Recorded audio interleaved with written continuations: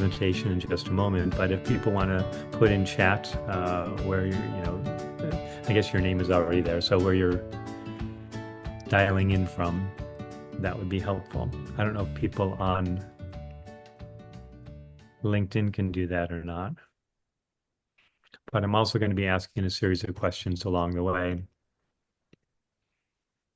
that I'll be asking people to put in chat and maybe even shout out some answers to. Yay, we've got Maryland, Argentina, of course, Aida, yay. Long Beach, San Francisco, Serbia, awesome. Los Angeles, terrific. And of course, yay, Janine. Oh, yay, UK, okay. So in And LinkedIn, we have some people who, Lucas, I see his greeting. He didn't say yet where he's from, but for people who are in LinkedIn, you can do that if you want to share. okay, great. Mountain View, yay. Bangalore, awesome. So this presentation is going to go through a few different frameworks. First, I'm going to share a 5-step framework for an authentic approach to selling. Then I will share the number one mistake that most people make in sales. And then I will go through the 3-step process if you get any objections. So you go through that first 5-step part and people are still balking. I'll give you through, take you through a 3-step process to address any objections that you may be getting. And then at the end, I'll give a bonus simple tip for getting clients. And then I have a little ask for people as well. So, And Jen, we want to encourage people to participate in the chat box to yes. write comment, questions. Also, if you want to raise your hand. And here we have a couple of people also through LinkedIn. Evelyn, who is a friend of mine who is here locally in Los Angeles, and Lucas from Argentina, who are joining us too. So we want to encourage them also to write comments or questions, and I will read them to you. Yes. Yes. Please put comments and questions in the chat. And I'm going to be asking for answers to some questions in chat as well. And I'll probably also see if people on Zoom. I don't know if I can do it on LinkedIn, but on Zoom, maybe have a couple people shout out a few answers as well. So awesome. Let me take you to the deck. Hang on a second. Let me get the share screen. And here we go. How to sell out without selling out, coaching approach to sales. And I sometimes call this the smooth sailing sales method to make it real smooth for folks. So um, the first thing this is the first part of the 5-step process. The first part of the 5-step process is to ask them a question about where they're at, and more specifically, what brought you to me? Why are you talking to me? And what I want to do is I want to do a parallel process right now with us and say, what brought you to this webinar? Like, why are you're all busy people. Like, what made you spend some time to come to this webinar? And if you want to put that in chat, or if does somebody on Zoom want to share something? Want to just shout it out, just unmute, and you don't have to raise your hand. What brought you here? What brought you to this webinar? Why are you spending time with me? Hi, it would be nice to hear some techniques, or I'm interested in methods that I could implement early next year. Okay. Thank you. It's Andrea, right? Yes, I was there. Wonderful. So to have some techniques and methods that you could implement, that's great. Let's see, we've got some things in here in chat. The end of the year invites reflection on works well and not in sales. So I can easily sell others, but it's a challenge to sell myself. Okay, terrific. New to coaching, I want to learn more about sales to better prepare myself after I'm credentialed. Terrific. Learn to sell myself without trying to too hard and still be authentic. These are great. So those are reasons that you've come here. So that's the first question you can ask a potential client. Like, why are you sitting here with me? It's a very easy one. Like, I just kind of want to know. Then the second question is, where do you want to be? So with a potential client, I might ask, say we were to work together and you loved working with me as a coach, and it's a year from now, and I've exceeded expectations. What's different in your life? And then people can share, oh, well, this would be different. This would be different. What I would ask for you in this webinar is, if this webinar were to be really helpful to you, what would be different for you a month or two or a few months down the line? What are some things that would be helpful? Now, buying the coaching requires two core skills that are almost mutually exclusive: empathetic listening and serve the client, and look at me marketing and sales. Being able to manipulate the customer to buy. Jim, that's a great one.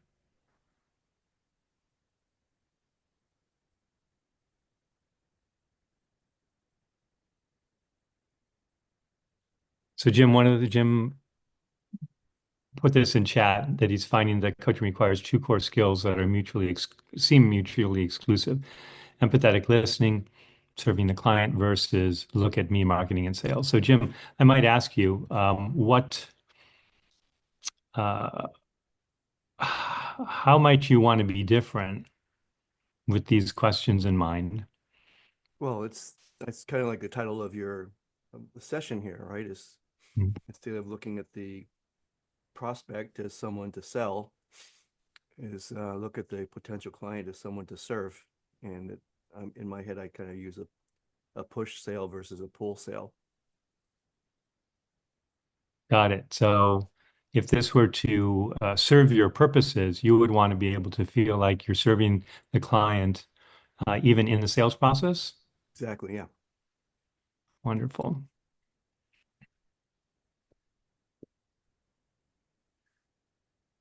We've got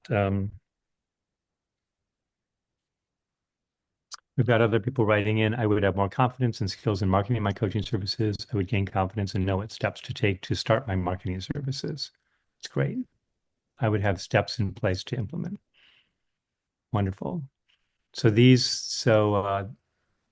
have steps in place to implement. Karen, yeah, these are steps, 5 steps. All right, so that's good.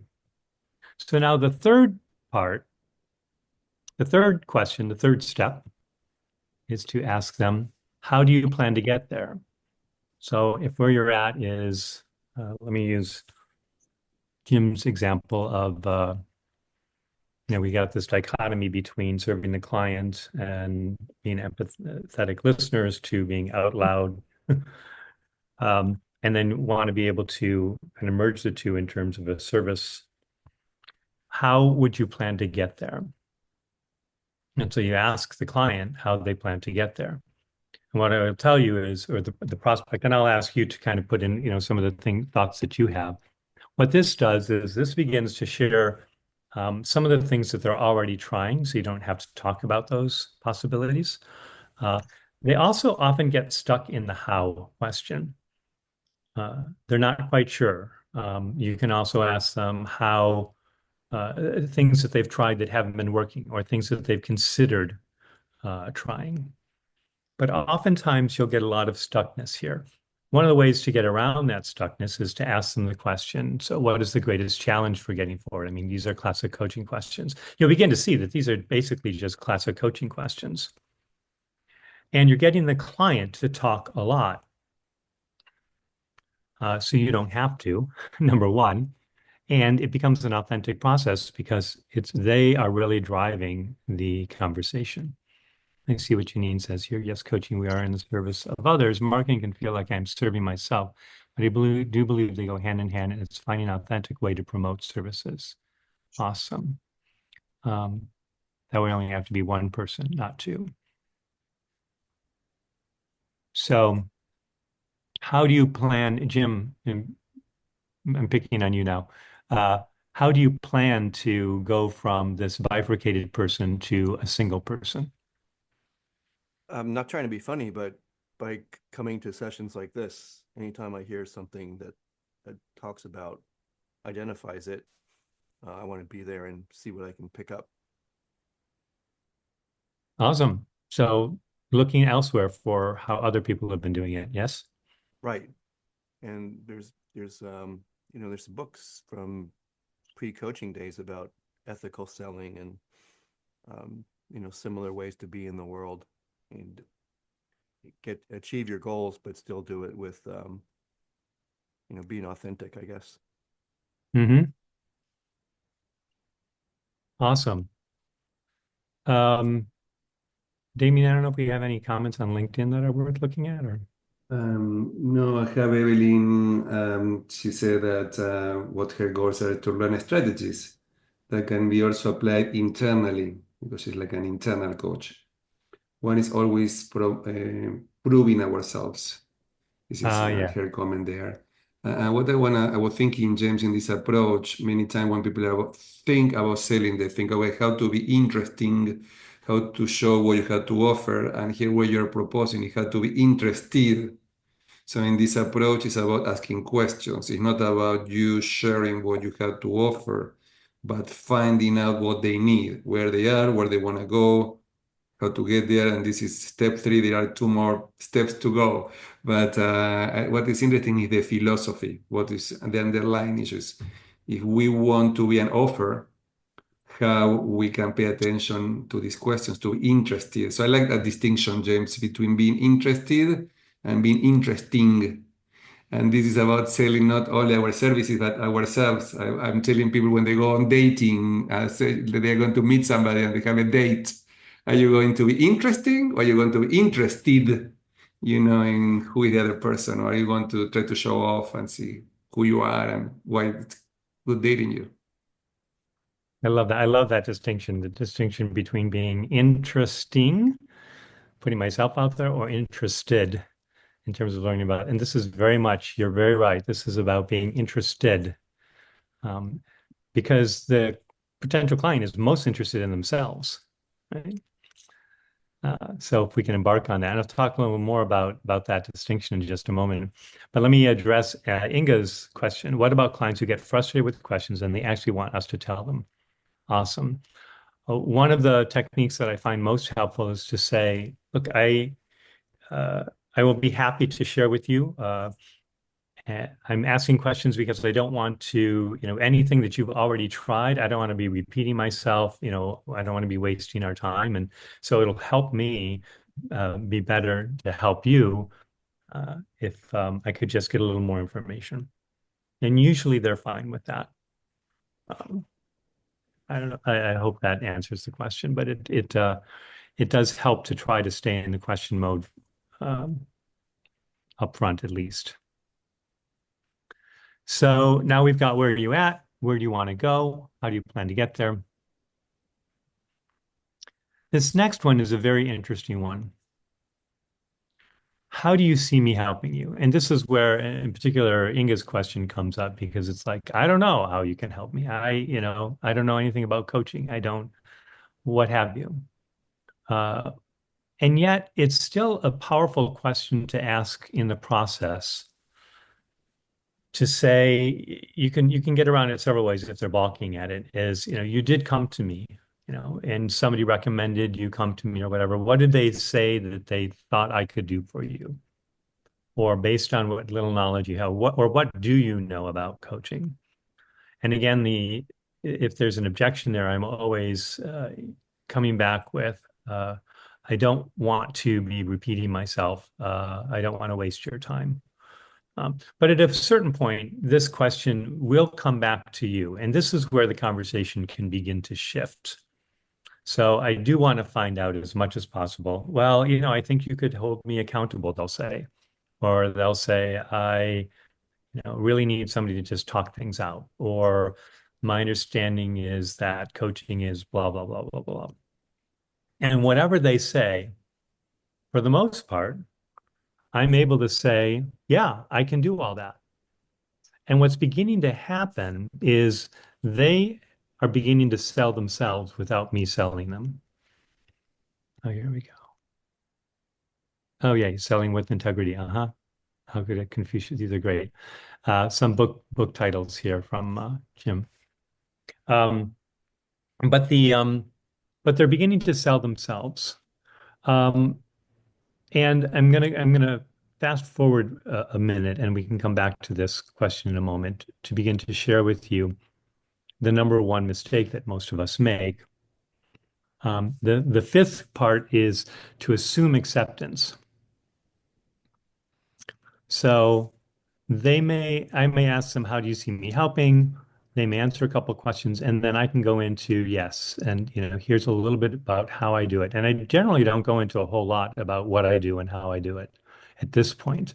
I'll do that, in a further question and answer period. But if they're like, yeah, this sounds really great, um, then you assume acceptance and you ask at the end, when can we start? Tuesday or Wednesday? And there's two parts to this assuming acceptance part. You do it in a friendly way, so it doesn't feel forced. You can almost make it kind of fun. Like, when do we start? Like, I want to start working with you. Like, I like, the conversation we're having.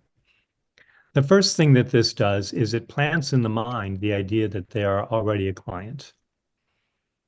And the second thing that it does is when you say Tuesday or Wednesday, or you say morning or afternoon, people have a specific question to answer. When you ask a kid, what do you want for dinner? They'll be like, I don't know. But if you ask them, do you want peas or carrots? They'll say carrots. And this is true for adults as well. And so you want to give two options, which of these days is better? And they'll say, well, I'm not sure. Okay, that's all right. But to begin to plant in the mind that you may be working together is a really powerful start to the coaching relationship because they've already done a whole lot of talking and they've already begun working with you.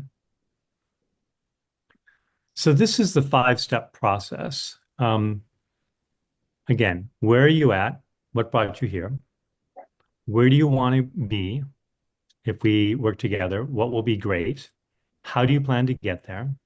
How do you see me helping you? And again, that's, get them in any way to say, you can hold me accountable, you can do whatever, et cetera, et cetera. Because that's where they begin to really sell themselves on you as a coach. They'll be like, oh, yeah, you could do this. Yes, you could do that. And it's coming out of their mouth. So we know the neurology of language is that if they say it, they're going to be more bought in than if you say it. So that's why, really trying to stick with the questions. And then when can we start? I'd love to start with you, Monday or Tuesday. So with that in mind, let me just share with you the number one mistake that we make in trying to close a client is that we talk too much and ask great questions instead. If you go through sales training,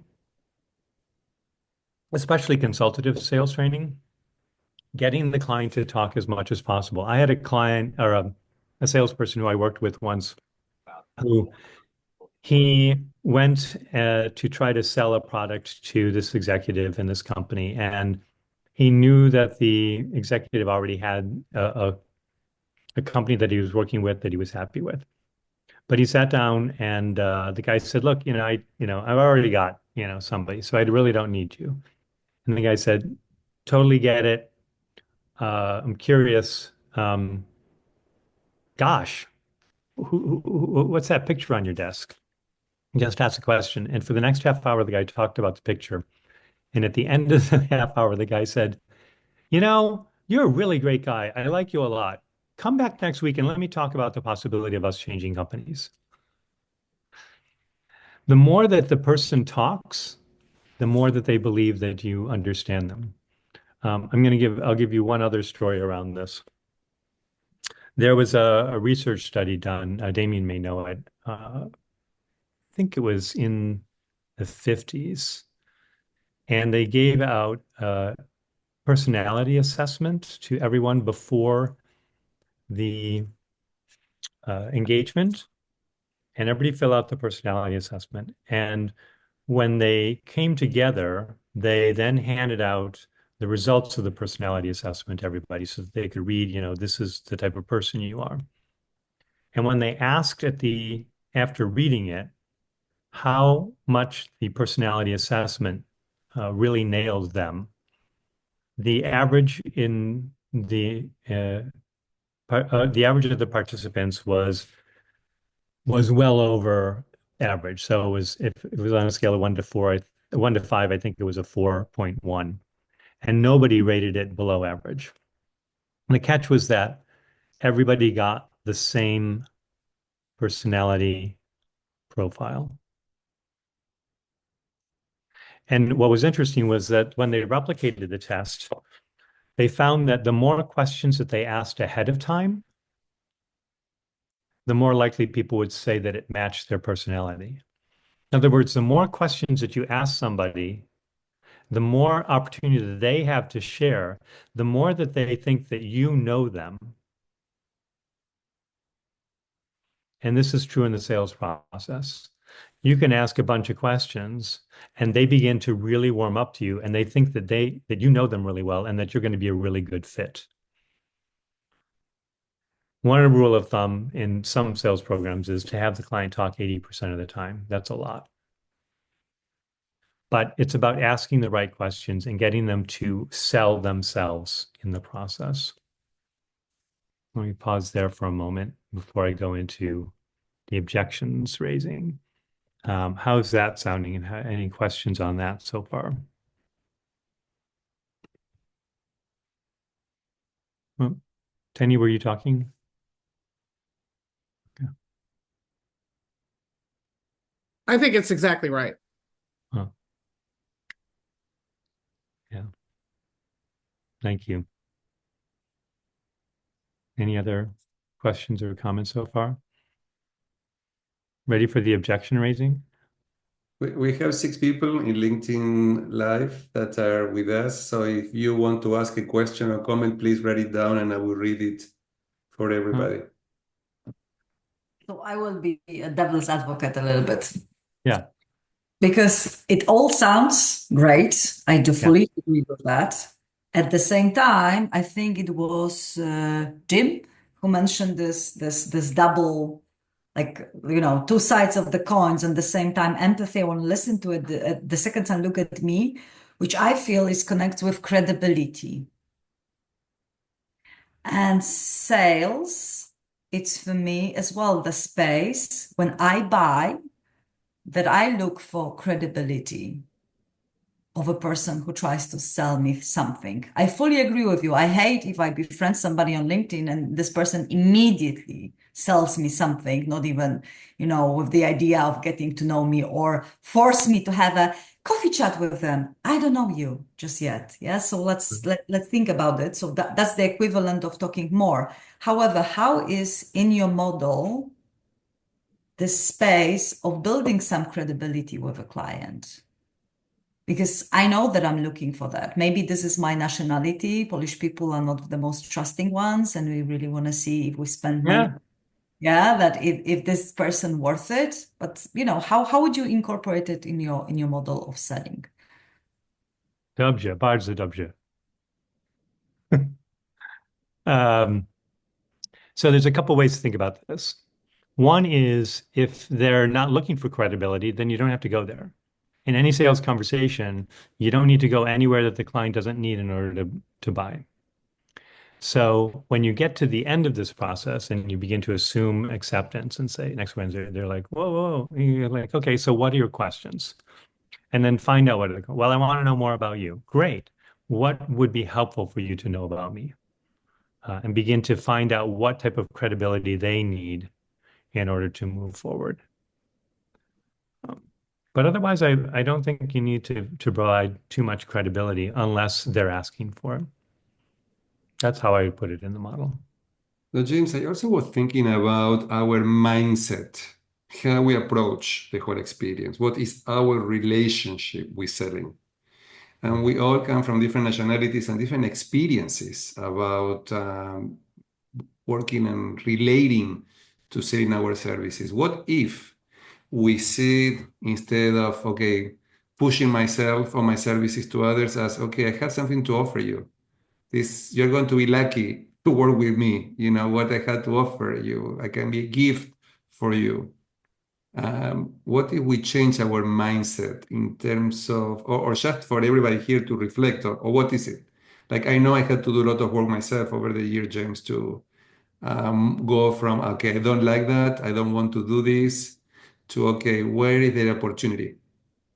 How, as you are proposing here, how we can have a coaching approach to of being an offer. So here in language, the difference. Okay, I have something to sell to being an offer from a place. I have something that can be of benefit for you, that I can be serving you, that I can support you to go to wherever you want to go.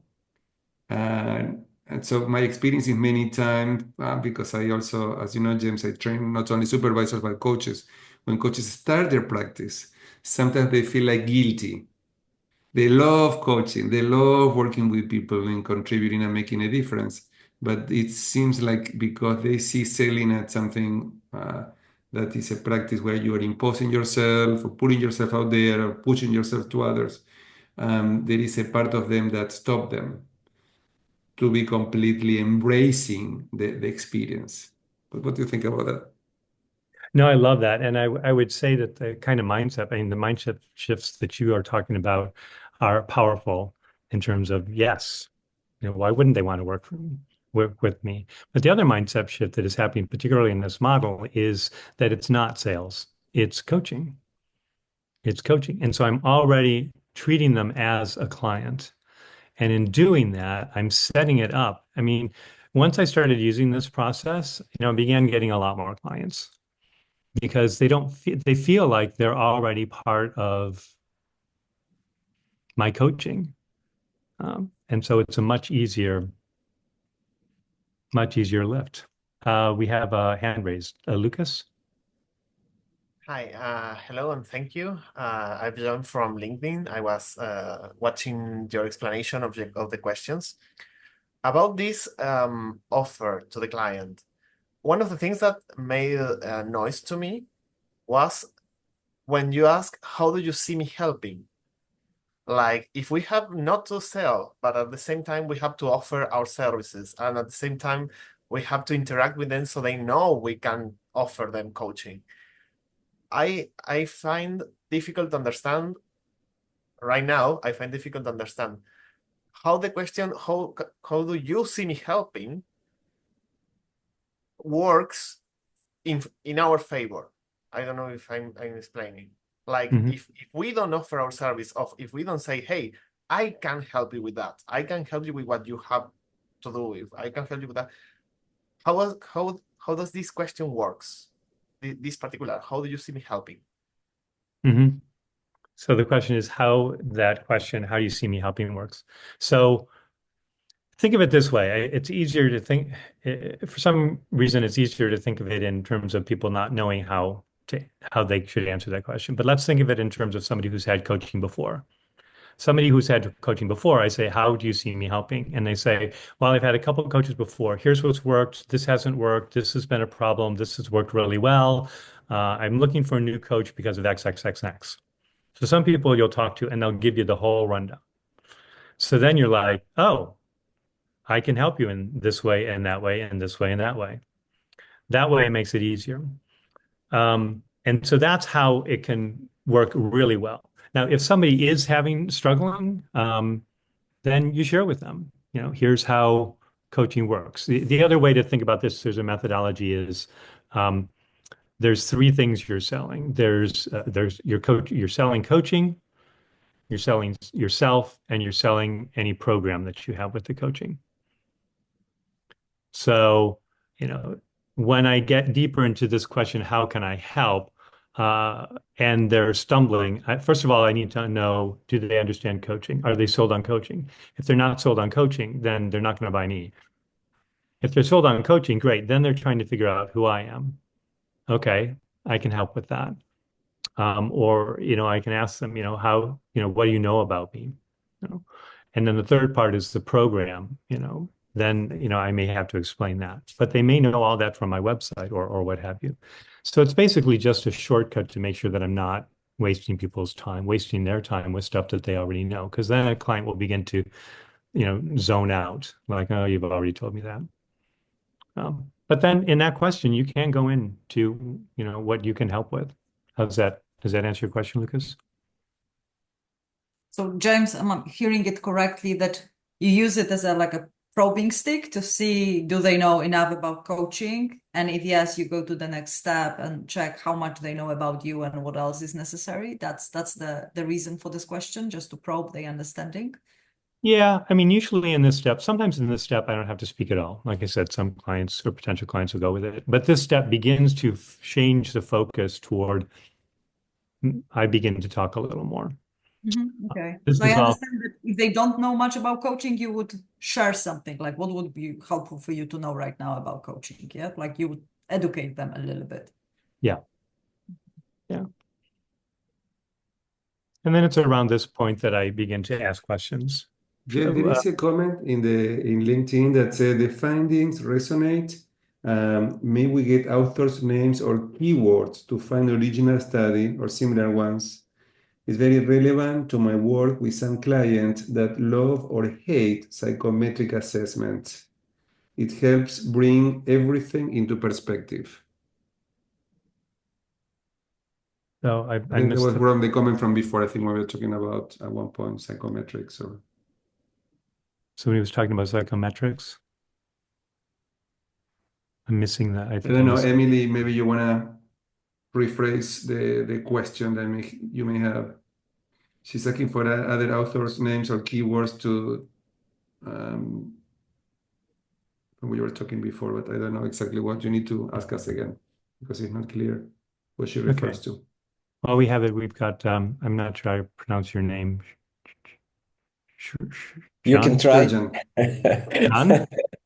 Surgeon, surgeon. Surgeon. Okay. Or Serge. For American people, I'm Serge, so I'm fine with Okay. this. I would like to share my story with Demian. So I was browsing for MCC program. So I was looking on the internet and I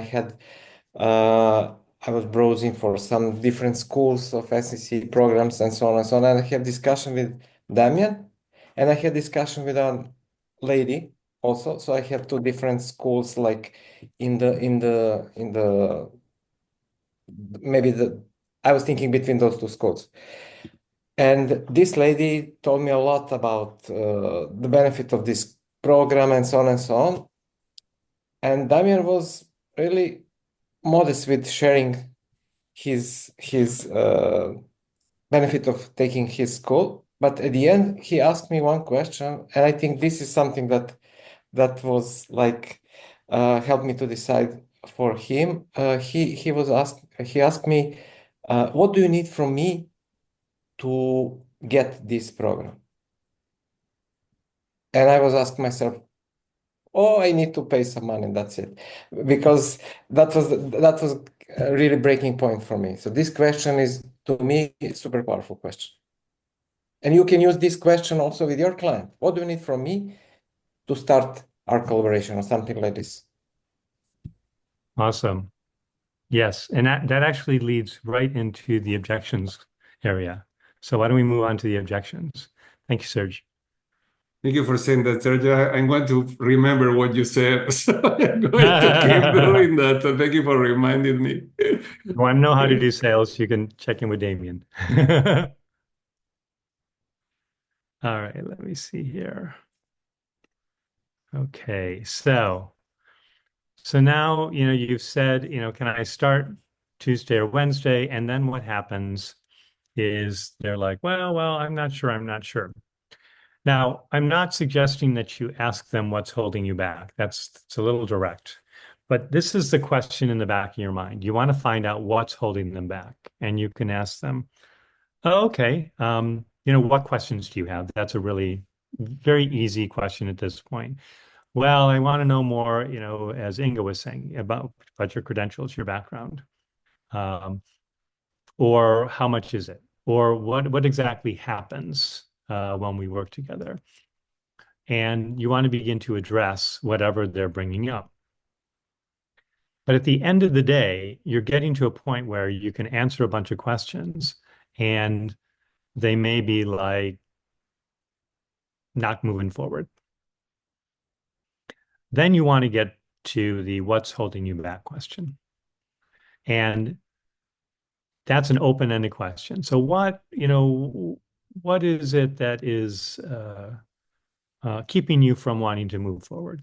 Well, and then they'll say something like, I'm just not sure my schedule. So once you have that open-ended question, they give an answer. You want to validate what's holding them back. You want to validate the objection because if you start to talk about scheduling, a lot of times they'll use something to cover for something else. So it may be scheduling is what they say, but what's really happening is money, but they're ashamed to say that they don't have the money. So that's where validating the question comes in play. So, why aren't you moving forward? What is keeping you from moving forward? My schedule. Then you want to ask, this is the next question. Whoops. If I can address scheduling, will you be ready to move forward? And if they give an unhesitant yes, then you address the scheduling. So James, we are not moving the presentation. We are still in the 5 steps for some Oh, really? reason. The comments are in the sale, Damian, They're in the middle, in the middle of the sale. Okay, okay. I 6 see it and now. 7. Yes, I'm seeing it now. Yes, okay. Sorry. Yeah. So if I address scheduling difficulties, will you be ready to move forward? And they go, well, not. There's something else, and it's like, okay, so what else can I address for you? And they're like, well, it's kind of expensive. All right, if I can address the money issue and figure out a way to make it affordable for you, will you move forward? And they're yes. Okay, then you can address. So a lot of times we can get hung up on trying to address objections that aren't really objections. We may, for some people, begin to say, well, this is kind of expensive, but we can, and they may be really wealthy and this is not a big deal for them. So you don't want to be wasting time addressing objections that aren't important. And I see this happen a lot in sales when I work with coaches and with others, actually. So the open-ended question, what's holding you back in any way that you want to in a nice way? If I can address X, will you move forward? And then address the issue. And that's how you address objections. And if you get to a point, where you've addressed the issue, you feel like you've isolated the objection, you're addressing the issue, and they're still not ready to move forward, then it's, as they say in sales, some will, some won't. So what? Move on. But oftentimes you can get through and figure out a way to make it affordable or, to address their scheduling issues or to do whatever you need to do. That is the 3-part objection process. How's that sounding? I see some nods. Yeah, I feel that if I ask this question, if I address that problem, will we move forward? It will be easy for me to recognize, is this person just, window shopping, or they really interested in that? Because that's the biggest problem, yeah, that sometimes I feel that was an interesting and great conversation. Let's see how we will move forward. And the person is not in the even I'm considering buying anything just now space, yeah. So I think that I like the phrasing here. If I address that, will we move forward? Yeah, if I do this step, will we move forward somehow? It's for me to recognize as well if they are even there. Yeah, it's interesting. I actually just sold a client the other day, and my initial sales conversation a couple of weeks ago, um, it was about money, and we were talking about how to address. And one of the questions that I asked in addressing the question was, if this was free, would you move forward? And she said yes. Okay, so now at least, I'm not going to give it for free, but at least I know it's not just this hedging, like she just doesn't care enough. Yeah. Because I was just thinking because I read Inga's today post in LinkedIn. You are talking about auditing your habits, but it's also a good exercise auditing your conversations, selling conversations. Because James, when you were sharing, I was thinking about an experience where somebody was interested in one of my programs, and this person was very interactive, and she was very present, and she answered the questions. And I thought that she was going to get the program. Like everything looks great, and then she didn't. And I think, what happened here? What is the disconnection between the experience of the conversation that we have and what happens? I was wondering, what did I miss? And I think that's also a good exercise after having these conversations, is look back and reflect, okay, how did it go? What did I do? What I didn't do? What did I miss? So also look for these conversations every time that we have conversations to spend some time reflecting in what we may have missed. And maybe I didn't miss anything. Maybe it was a great conversation, and maybe she was thinking about doing my program, and then she met somebody else, and she had better chemistry with a different instructor. So you never know. You wish you had like a crystal ball and read people's minds. I know exactly what they are thinking, how you can be supportive. And yeah, so that's I think also a good exercise. Yeah. And that's actually great. Anytime that you can learn from a client or a potential client that moved on and see if you can get a genuine conversation is really invaluable. But a lot of times you can't. Uh, so let me share with you. Okay, so this is just I'm trying to find out, what coaches are doing with their businesses, how you're building your businesses right now. I actually I'm seeking some coaches, so I'm just kind of putting this out there for a research study, and then I'll give you my bonus tip for getting clients. It's basically trying to figure out what it takes to build a great coaching business today. I did some research on this a few years ago, and what I found was that it generally takes about 6 or 7 years for a coach from when they graduate from a coaching school to establish a decent business.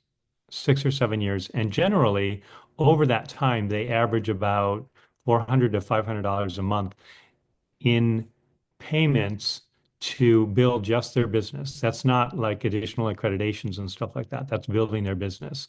Some years it's more than others. But I'm trying to figure out what it takes for coaches to build their business, where they're at with that right now, and what can possibly be done in the future to help make it easier for coaches to build a real thriving business that they're looking for. So if you're interested in helping me with that, please, here's my email um, address. And again, this is just a research study. So, and then the bonus is the one simple top tip for getting clients is information interviews. And this is basically saying, I'm, moving my coaching business into a different area, and I'm looking for people among this demographic, and would love to talk to these kinds of people. And it's purely for information interviews. And the way that this works is that once you get them on information interviews, some of them will want to be clients, but you want to maintain integrity. And you say, look, I said that this was just an information interview and this is not sales. But if you're still interested when I'm done with the study in a month, I can reach out to you and we can move forward. But I need to maintain integrity. And this is where, I've used this technique when I've moved into new areas. I've also had a lot of other coaches who use this technique as well. It really starts to build a community one way or another to begin to build a client base. So, and that's the model. So. We have a few minutes. If anybody has any questions before we wrap up, that's a good opportunity to ask questions to James. More questions or opportunities for improving the model, or let me put my email in chat as well because I love chatting with people. And I want to thank Amy I very see, what I want to say, James, is like when I was ICF Global President 10 years ago, I had the opportunity to travel worldwide and meet coaches all over the world. And this is a global challenge. It's not just sometimes people think, oh, this is just my challenge. It's my challenge how to be more effective at selling. But I do believe because it's a helping profession, coaching is about supporting others to be more effective and maximizing their potential. And we use our empathy and our caring. Sometimes there is a mindset that making a business or charging, there is something wrong with that. So sometimes it's conscious or sometimes it's unconscious. So I think it's important for all of us to be aware about how we are relating. And also asking ourselves, this is a question that I like about the being, how we're being during this conversation, how we're being when we are offering. Yeah, even we can change the word from selling to offering, how we're being when we are offering our services. How is our level of awareness? Are we like my challenge is keeping a balance between being supportive and not being pushy. Yeah. How do you can obtain that balance? And it's interesting because during my programs, for example, in my coaching programs or supervision programs, I open the sessions for people to bring guests. So once a month is an open session. So there are demonstrations. So demonstrations on coaching, demonstration on supervision. So it's a way to give a service, to help people to learn more about what is coaching, what is supervision. They get to learn from the experience. And at the same time, they may consider the possibility to sign for the program. So sometimes I struggle how much I reinforce telling people, okay, bring guests to the meetings. I want to say, but I don't want to overdo it. So Yeah. it's I think sometimes how is that challenge in terms of how we don't pass the line. I have a colleague of mine who sent all the time things, all the time inviting things. And sometimes the thing is too much. Because if we go to the other extreme where we oversell and we send too much information, that people they don't want to hear from us. What do you think about that? How do we keep that balance? And we get that balance. I mean, I think it's what you're talking about in terms of having the right mindset to keeping it a mindset of service and offering. I'm actually looking at Inga's note here. I heard once, yes comes straight away and no never comes. How many follow-ups do you do with the client? That's a good question. I think there's two aspects to that. I don't know if you've read the book. There's a book called Never Split the Difference. Yeah. And he talks about trying to get people to say no right off because people, when they say no, they love to say no, but they'll often say yes just to get rid of you. Yeah, fine, whatever. Um, my sales training is you follow up with a client until you get a definite no. And you can, that's where the objection handling can help as well. Like if I can solve this for you, would you move forward? Yes. Great. And then, if this were free, would you do it? No. Okay, sale over. Um, really trying to use the open-ended, closed-ended question for validation technique. James, I just wanted to come in and just say thank you for sharing your wisdom. And it's great to hear what you've shared because it's largely what I would do in my sales process. I put inverted commas because it doesn't feel like sales. It feels like a coaching conversation. However, what I'm taking away from you is just a few more nuggets of wisdom and gold to take away with me. So thank you for that. And the other thing that comes in as well to add to what you've been sharing, I think it's also coming into those calls in trust that the right person will come on board and not to believe that everybody is for us and our programs and who we are as a coach. So I think if we try too hard, that comes across. So it's just coming in with that belief that, if this person is for me, they will come. And it doesn't mean not having that conversation. It absolutely does involve that, but it's the energy that can also impact a sales conversation, being mindful of that. Yes. Awesome. a Rumi quote that says, what you are seeking is seeking you, right? Janine, thank you. Oh, it's so good to see you. And you have so much wisdom that you could be sharing here. Lucas. Addressing the question, how can we sell without being so pushy? Maybe, oh, well, I'm actually learning about the sales process without selling. Like we can say what we do, like an elevator. It's called an elevator pitch. Hey, I do this. I dedicate to this, and we are not trying to sell them anything, but maybe listening to them, like you said. Hey, well, in this conversation, what is your situation now? Do you want to be in another situation? Like, what's your future? How will you get there? And learning from them. And as you said, the more we listen to them, the more they trust on us. Building that trust and they knowing that we do what we do, our coaching, our support to them, they can, as Janine says too, they will come. They will also come. Like we are not selling. We are just saying, hey, I do this. I'm here. I'm at your service if you want to come, basically. Thank you, But Lucas. that I wanted to add. Yes. Thank you, Warren. Yeah, no, that was great, Lucas. We need to wrap up here. And I want to thank you, James, for being here today, for sharing your wisdom, giving us some tips, giving us some ideas to think about our relationship with selling. So James posted his email in the chat box. I also posted it in LinkedIn, James, to be available. And for people who are going to be watching this later, if you have any comment, reactions, or questions, please write the comments in the comment section in LinkedIn, and then James and I will be providing some answers.